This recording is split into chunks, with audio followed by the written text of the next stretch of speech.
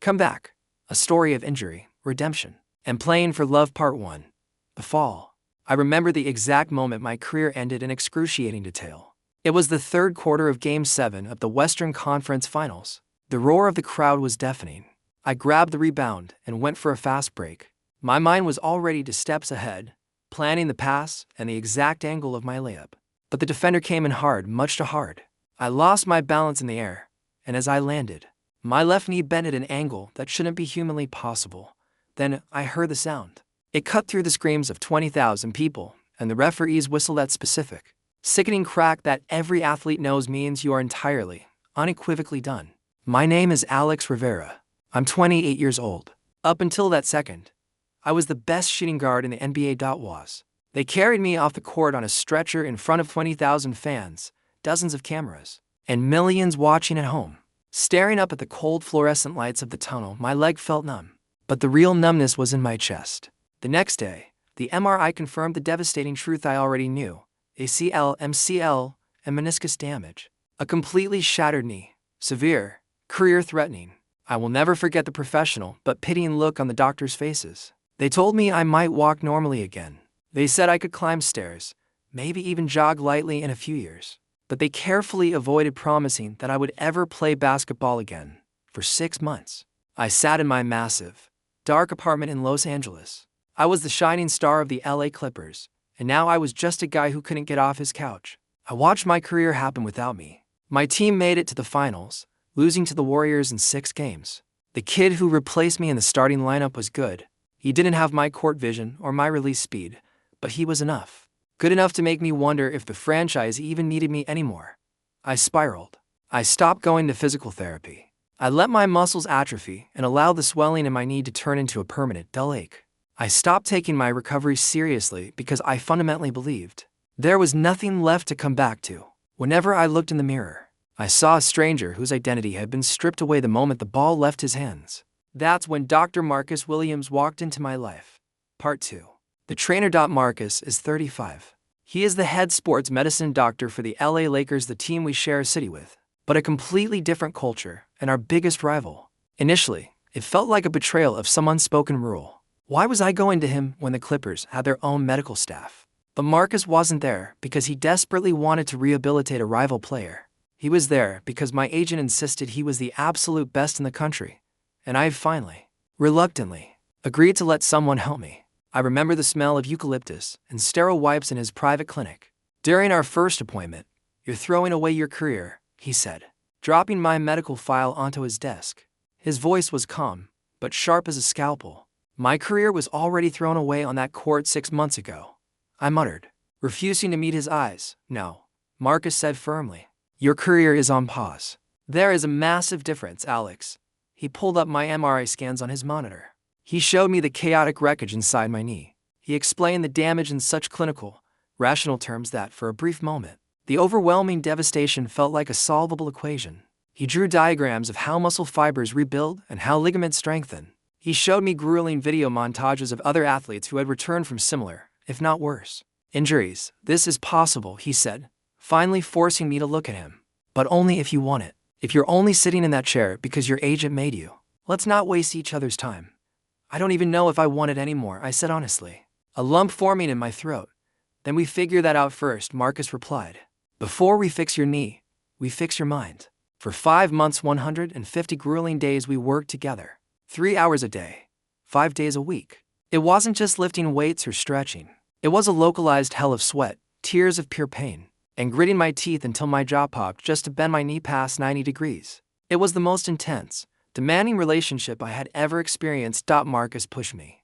But he didn't do it with the cruelty of a drill sergeant. He pushed with the specific, rare kindness of someone who knows exactly how much weight your spirit can bear. He would stand next to me during the hardest sets, watching my muscles tremble, and say, "I know it hurts, Alex. I know you're terrified of never being the same. Do it anyway. Give me one more rep." And I did. His voice drowned out the voice in my head telling me to quit. Somewhere around the end of month 4, as I collapsed onto the mat after a heavy set of squats, I realized something terrifying. I was in love with him. It wasn't a dramatic, cinematic realization. It was the slow, quiet accumulation of moments. The professional yet reassuring warmth of his hands adjusting my shoulders. The fact that he remembered I hated mornings and always had my favorite dark roast coffee waiting for me at 7 a.m. The way he maintained an unshakable belief in my comeback while I had absolutely none in myself. I didn't say anything. I couldn't. He was my doctor. He was my trainer. He was the sole person responsible for putting my body back together and saving my career. Adding romance to that dynamic would be complicated at best and entirely destructive at worst. There were medical ethics, media scrutiny, and the fragile state of my recovery to consider. So I kept my mouth shut. I just showed up to the clinic every single day, and while he meticulously saved my career, I tried my hardest not to love him. Part 3. The return. 11 months after the injury, I was officially cleared for competitive, full-contact basketball. The medical miracle they talked about had materialized in my left knee. The Clippers organization held a massive press conference when the general manager announced I would be returning to the rotation. For the final 6 games of the regular season, the camera flashes were blinding. Reporters practically climbed over each other to ask questions. They asked if I was mentally ready. They questioned if I could ever be as fast, as explosive, or as lethal as I was before the tear. I gave the standard, media-trained answers, the safe, boring sound bites, taking it one day at a time, and just happy to be back with the guys. Answers that carefully omitted the man who had spent the last 11 months teaching me how to walk, run, and fly again. Marcus wasn't at the press conference. He didn't come to my first few games back. He maintained a strict professional distance. It made perfect sense, but it broke my heart anyway. That first game back, the atmosphere is impossible to describe. The moment my sneakers hit the hardwood, 18,000 people stood up and roared. I checked in from the bench in the first quarter. My first shot was a three-pointer that hit nothing but the bottom of the net. I scored 31 points that night. We won by 12. The arena was in absolute hysteria. In the locker room afterward, my teammates hugged me with tears in their eyes. The head coach grabbed the back of my neck and called me a miracle. But standing in the middle of that celebration, all I could think about was Marcus. He was probably sitting at home, watching on television, feeling the quiet, detached pride of a doctor whose patient had successfully healed. Preparing to move on to the next broken athlete, 2 hours after the game, my phone buzzed. It was a text from an unknown number. I knew you had it in you. And that was it. No signature. No heart emoji. Not even a congratulations. Just 9 words that sent my heart into my throat. I called the number immediately. How did you get my number? I asked breathlessly when he picked up. The team gave it to me, Marcus said. His voice smooth and calm. It's been in my file for medical emergencies. Is this a medical emergency? I asked, unable to stop my hand from shaking. No, he said, his tone softening slightly. But I wanted to tell you that you were magnificent tonight, Alex. You really were. I closed my eyes. I was thinking about you the entire time, even when I was taking those shots. There was a heavy, profound silence on the other end of the line. I could only hear him breathing. Alex, he whispered finally. I cut him off. Don't tell me it's inappropriate. Don't tell me we're crossing boundaries or that it's complicated or that it's the wrong time. I've spent months fighting myself to not say this, but I'm saying it now. I am in love with you, Marcus. Part 4. The complication. We need to stop working together. Marcus said. It was the afternoon after my confession. He had asked me to come to his office at the Lakers facility. I had spent the entire sleepless night convinced I had ruined my rehabilitation and alienated the one person keeping me grounded. I know it's complicated, I started, feeling a wave of panic. It's not complicated, he interrupted, wearing his analytical doctor's mask, though his eyes looked exhausted. Actually, it's very clear. I cannot be your sports medicine physician and your boyfriend. It violates every ethical principle I have, my medical oath, and my professional integrity. If we are going to do this, if there is an us, I have to step away from your medical care immediately. Okay, I said instantly, without thinking. Step away. I don't care. I'll find another physical therapist. You should care, Marcus said, leaning over his desk. You should care a lot, Alex. You are entering the most important comeback and the most grueling playoff run of your life. You need someone focused entirely on the microscopic reactions in your joint, not a boyfriend who is distracted by how much he loves you. The air in the room seemed to vanish. You love me? I asked, my voice barely a whisper. Marcus looked at me as if I were being deliberately obtuse. He let out a long breath. Of course I love you. I've loved you since month 3. When you finally dropped the brave act and let yourself break down and cry about the injury in front of me, I fell in love with you the moment you took off the mask. But loving you and rehabilitating you are entirely incompatible. So what happens now? I asked, my heart hammering against my ribs. I refer you to another specialist. Someone world-class. Someone who can keep you in peak condition through the playoffs. And I take a step back until your season is officially over. And then, we see, Marcus said, a small, genuine smile breaking through. If you still want to be with me after you've won a championship without needing me in the gym, we try. Part 5. The grind. The new trainer's name was Dave. He was highly competent, disciplined, and excellent at his job. But he wasn't Marcus. For the next 2 months, I pushed my body through the most psychologically exhausting games and practices of my career. Dave didn't know me the way Marcus did. He didn't know that harsh criticism made me shut down, and that I thrived on encouragement. Most importantly, he couldn't sense when the phantom pain in my knee was just fear, or when I needed mental reassurance rather than another set of weights. But I ground my teeth and pushed through. I did it because Marcus had taught me how to survive the fire. Because Marcus believed I could carry this team. And because I knew that if I succeeded, if I lifted that trophy, I could finally go to him. It became my silent mantra. Through every ice bath, every bruising foul, every moment of crushing self-doubt on the court, I did it for him. To prove that I could make it back. To validate the immense investment of time and soul he had poured into me. The Clippers made the playoffs as the 7th seed. We barely scraped in. Our first-round matchup was against the 2nd-seeded Golden State Warriors. The sports analysts gave us practically a 0% chance. We beat them in a bloodbath of a 6-game series. In the second round, we faced the Dallas Mavericks, with Luka dropping 30-point triple-doubles. The media declared our Cinderella story officially over. We were the feel-good narrative, the likable team with the miraculous comeback player. But nobody actually believed we were contenders. We beat them in Dallas. In Game 7. Suddenly, we were in the Western Conference Finals. Our opponent was the Phoenix Suns, the most dominant team in the league, and the heavy championship favorites. Part 6. The moment. Game 7. Conference Finals. The winner advances to the NBA Finals. The loser goes home. With exactly 30 seconds left in the fourth quarter, we were down by 3 points. I had the ball at the top of the arc. The Suns' defense was suffocating. Every passing lane was denied. There was only 5 seconds left on the shot clock, and we had no set play left to run. I was gasping for air, feeling that familiar, terrifying ache in my knee. And right then, I looked up into the stands behind the basket. He was there, Marcus. He was sitting in the 3rd row, wearing a blue and white Clippers jersey with my number on it. He was looking directly at me, ignoring the chaos of the arena. He gave me a single, sharp nod. You can do this. I pounded the ball, took a hard step to my right, and executed a vicious step back. With the shot clock buzzer about to sound, off balance and heavily contested, I launched a 3-pointer I had no business taking. Time stopped as the ball arched through the air. It went in perfectly. We tied the game. We forced overtime. And in OT, I secured a critical defensive stop that sealed the victory. We won the series. We were conference champions. We were going to the NBA Finals. After the game, after the confetti and the screaming and the drenched locker room, I slipped out into the concrete hallway of the arena. I pushed past the crowd looking for him. You came, I said, breathless. My jersey still soaked in sweat. Of course I came, Marcus said, his eyes shining. I told you I would. I told you if you stepped back onto that court, I'd be there to watch. I made it back, I said, my voice shaking. I'm going to the finals. And I only did it because of you, Marcus. Because you didn't give up on me when I had given up on myself. No, he said, shaking his head.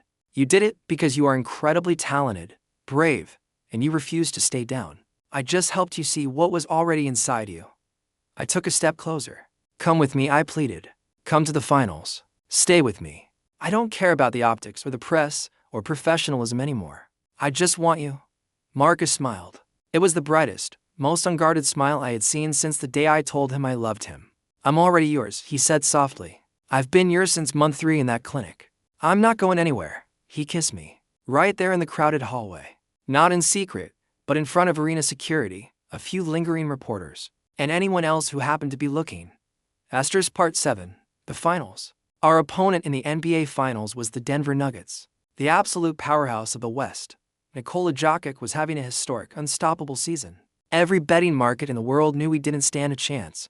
But we had something they didn't. We had a locker room that had chosen to believe. We had a narrative of resilience, and we had absolutely nothing to lose. And I had Marcus. He came to every single game. He wore my jersey and sat courtside. Every time I wiped the sweat from my face during a timeout and looked over, he was there, watching, believing, because Denver was the higher seed. The series started in the arena. We lost Game 1 in the thin altitude. Game 2 was a bitter, down-to-the-wire fight, but we lost that too. Down to 2-0 as we headed back to Los Angeles. The commentators confidently stated that the Clippers had finally hit their ceiling, but in LA, feeding off our home crowd, we fought back and won Games 3 and 4. We tied the series to 2-2, then came Game 5. Back in Denver, the pivotal turning point of the series, and I played the worst basketball of my entire comeback. I took 18 shots and made exactly 3. My legs felt like lead. Every time I touched the ball, I was a second too slow. I was a defensive liability. On the night my team needed their star the most, I completely disappeared. We lost by 4 points. The series was 3-2, Denver. The team was crushed. I was utterly destroyed. 11 months of agonizing physical therapy, the grueling playoff push, the sheer willpower it took to get to this stage, and I had choked when it mattered most. In the locker room, I couldn't look my teammates in the eye. I accepted their sympathetic pats on the back while my stomach churned. All I could think about was Marcus. How much he had sacrificed for me, how deeply he had invested in my success, and how spectacularly I had just let him down. I flew back to LA and went straight to my apartment. I turned my phone off. I crawled into bed in my sweatpants and stared at the wall. The next morning, I heard the front door open. Marcus let himself in using the spare key I had given him weeks ago. He walked into the bedroom and sat on the edge of the mattress. His presence immediately grounded the anxious energy in the room. "You didn't fail," he said, looking right at me. "I shot 3-4-18, Marcus. Half my shots didn't even draw iron. So you'll shoot better in Game 6, he said, shrugging slightly. Game 6 might be the end. I handed them the championship. "It's not the end," Marcus said, his voice ringing with absolute certainty. "Because you are not the kind of man who stays on the floor. You've proven that to me, and to the world, every single day for the last 11 months. I'm terrified," I confessed, the words tearing out of my throat. What if I'm just not that guy anymore? What if my body can't do it? "I know," Marcus said, reaching out to cut my jaw. "But I'm not scared. I believe in you, Alex.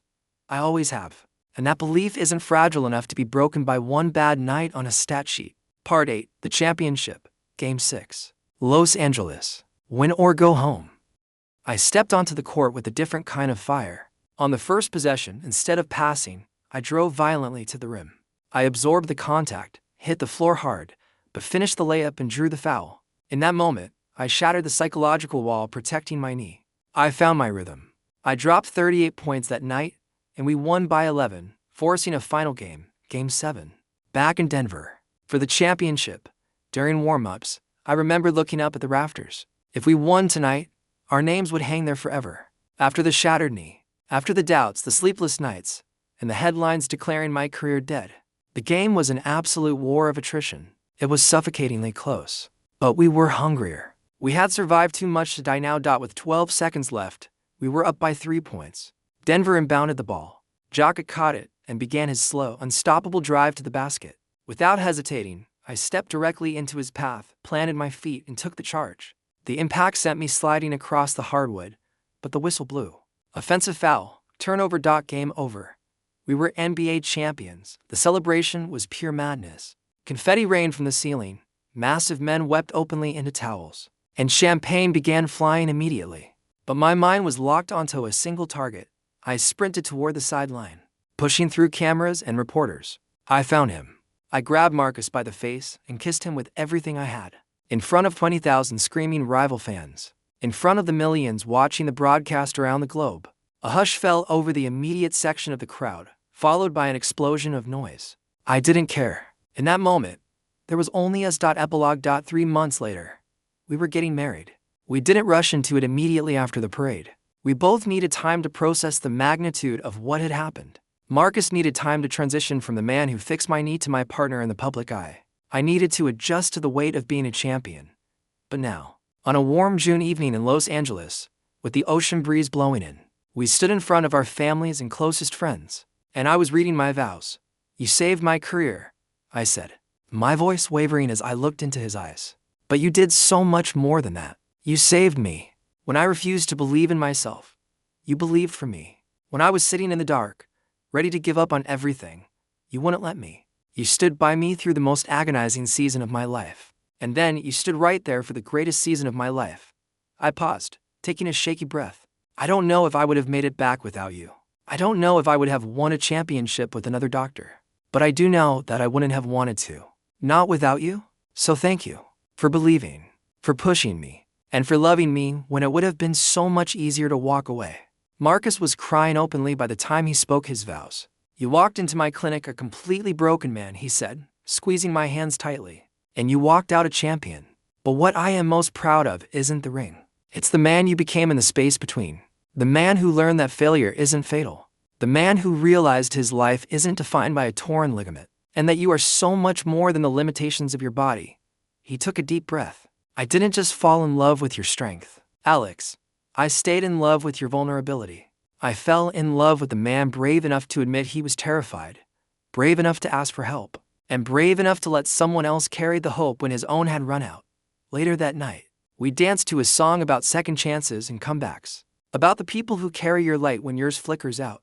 And as we danced, I thought about that split second on the court when my knee gave out, and I thought I had lost everything. I thought about the 11 months of sheer hell that paved the road to a championship ring. But mostly, I looked at the man holding me, and I realized something profound. Sometimes, the greatest comeback has absolutely nothing to do with your career. It has everything to do with your life.